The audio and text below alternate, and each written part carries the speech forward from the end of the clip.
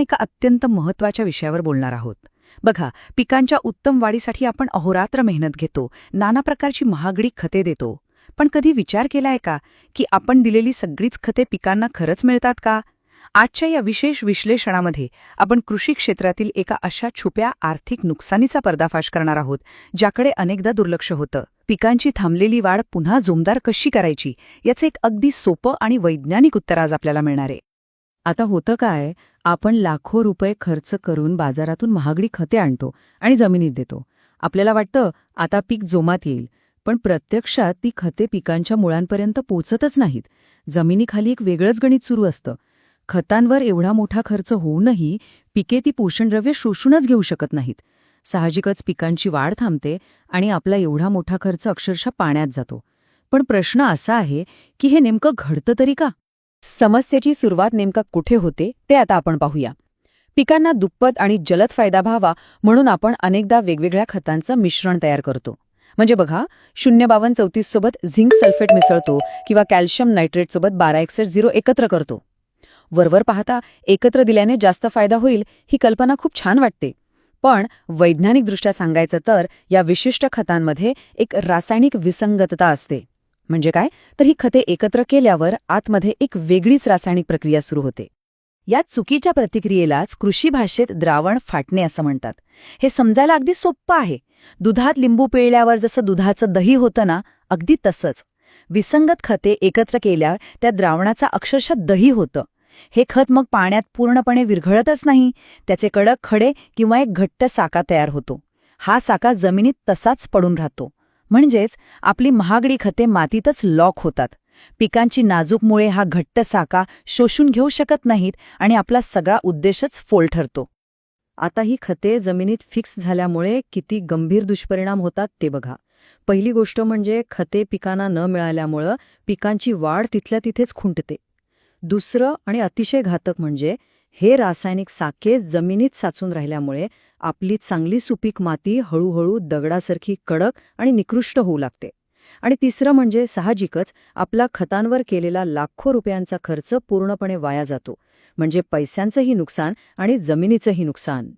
पण मंडळी, काळजी करण्याचं कारण नाही. रासायनिक खतांच्या या गुंतागुंतीच्या समस्येवर आधुनिक विज्ञानाने एक अत्यंत प्रभावी आणि 100% खात्रीशीर उपाय शोधून काढलाय. या आधुनिक उपायाचं नाव आहे इंटरमिक्स. जर्मन तंत्रज्ञानावर आधारित हे एक अतिशय उच्च दर्जाचे इम्पोर्टेड बायोस्टिम्युलंट आहे. हे बाजारात मिळणाऱ्या इतर साधारण द्रावणांसारखं नाहीये. खतांना जमिनीमध्ये लॉक होण्यापासून वाचवणारा आणि मातीचा जीव जपणारा हा एक मॉडर्न हिरो आहे असं म्हणायला हरकत नाही.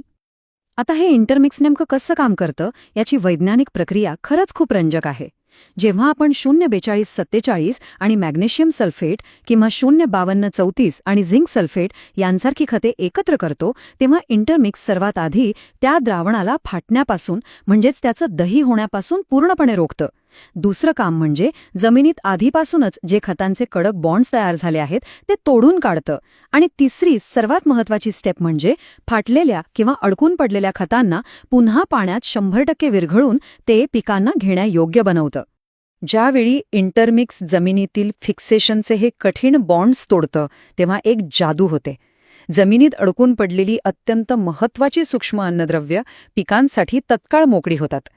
यामध्ये प्रामुख्याने कॅल्शियम, झिंक, फेरस म्हणजेच लोह आणि कॉपर यांसारख्या अतिशय महत्त्वाच्या घटकांचा समावेश आहे.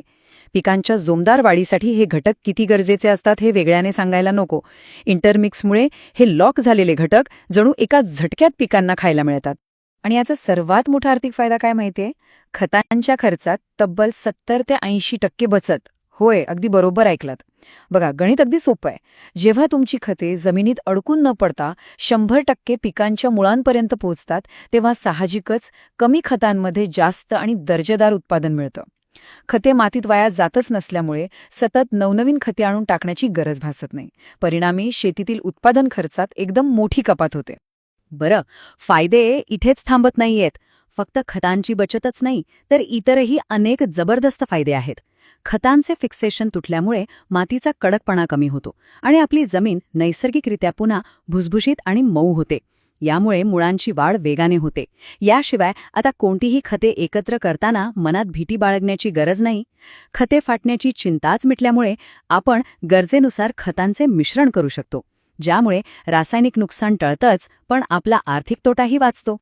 हे सर्व फायदे मिळवण्यासाठी इंटरमिक्सचा अचूक वापर कसा करायचा ते आता समजून घेऊया. प्रमाण अगदी सोपं आहे.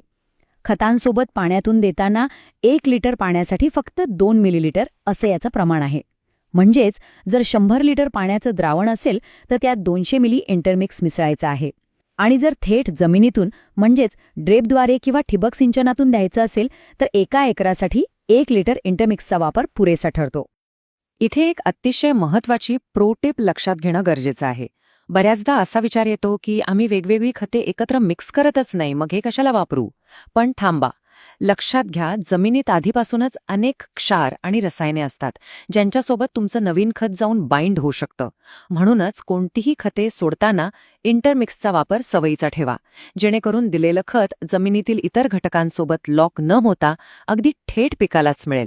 शेवटी काय तर शेती हा आपला व्यवसाय आहे आणि त्यात केलेली गुंतवणूक सुरक्षित ठेवणं हे सगळ्यात महत्त्वाचं आहे.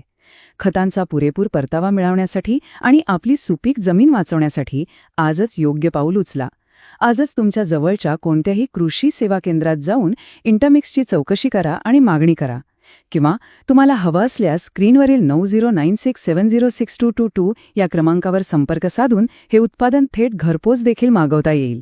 या विश्लेषणाचा शेवट एका अत्यंत महत्त्वाच्या प्रश्नाने करूया.